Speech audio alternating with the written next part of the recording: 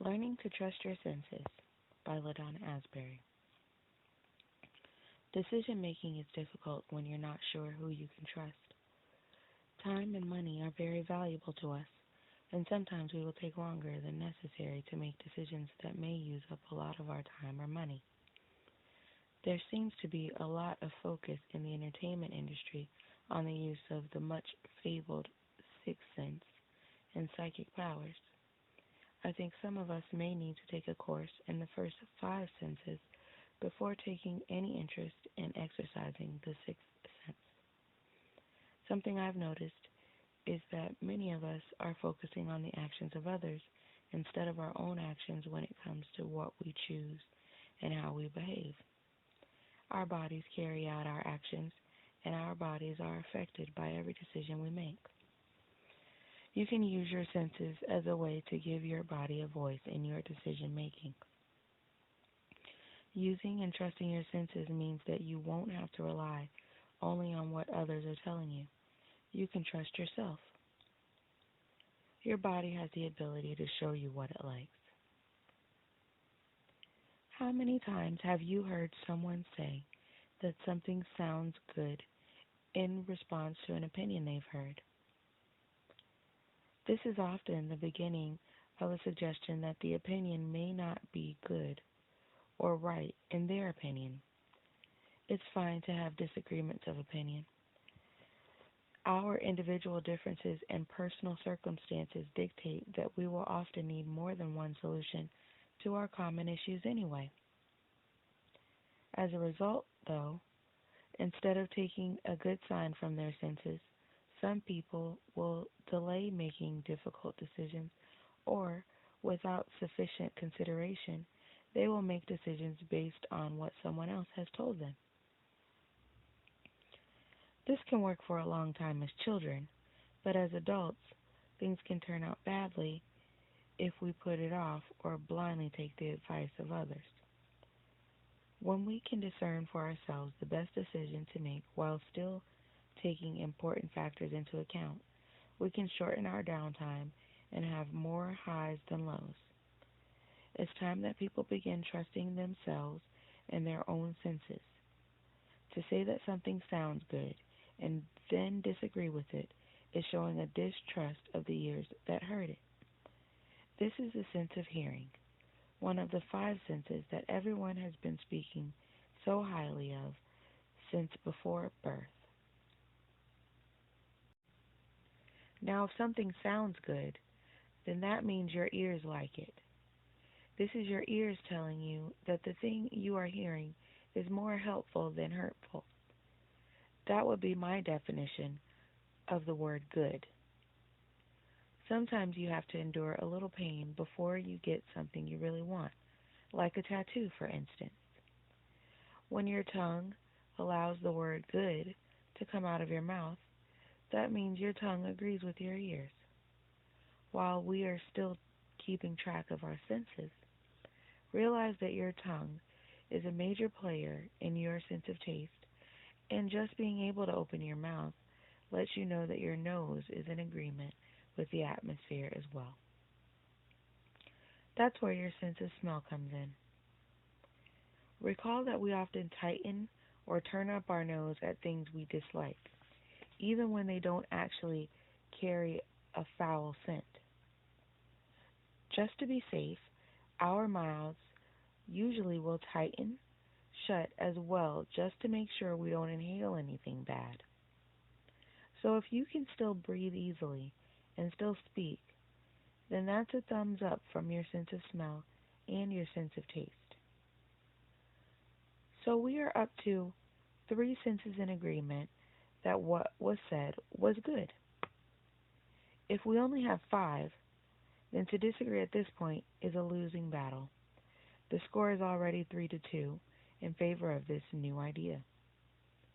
It sounds like this person's senses are telling them that they've heard good news.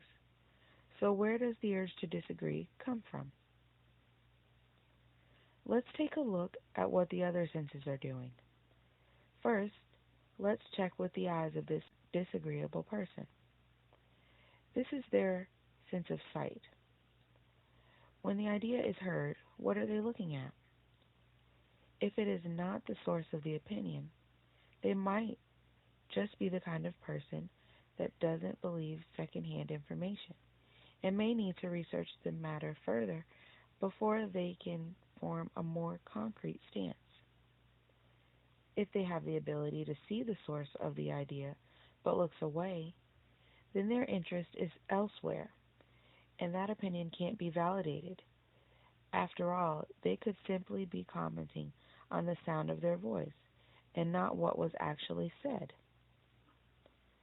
If they can see the source of the idea, then they don't like what they are seeing, and so they defer to what they heard as a way of looking at it in a positive light. That means that they are using their sight to judge the opinion of the speaker. But if we are discussing an opinion only, what does it matter what the speaker looks like? In a comic strip, an idea or opinion would most likely be written in a floating cloud or bubble somewhere about the head of a thinker. An opinion is simply someone's thoughts articulated by sound. This sound is no more attached to me or you as is the bubble or cloud is attached to a comic strip character. Just as comic strips can change any time, opinions can change any time as well.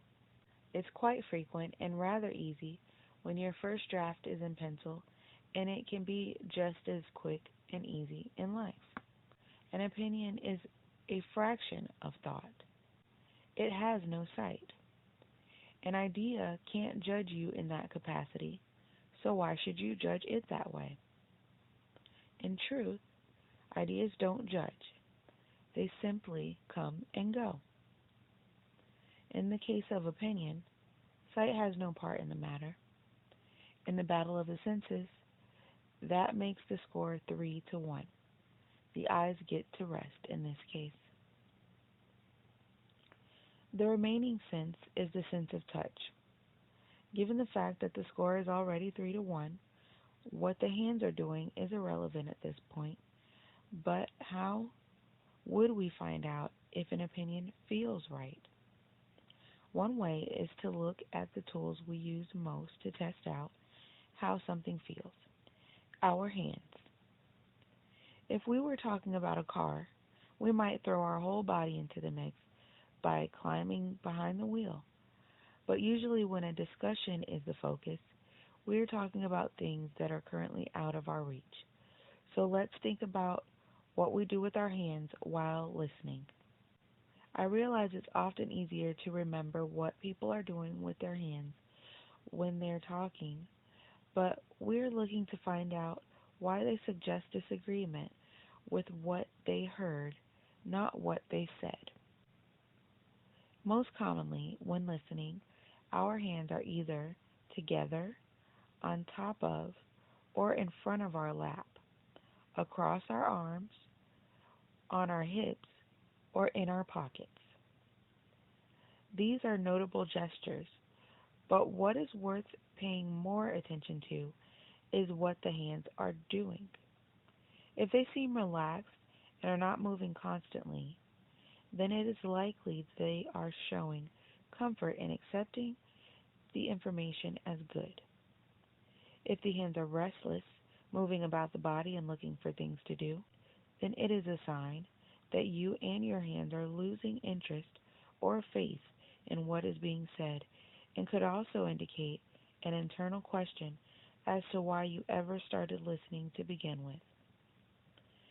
If at any point the arms are crossed, then the person has probably decided to completely block the information from their mind, and the hands have turned to comforting the body.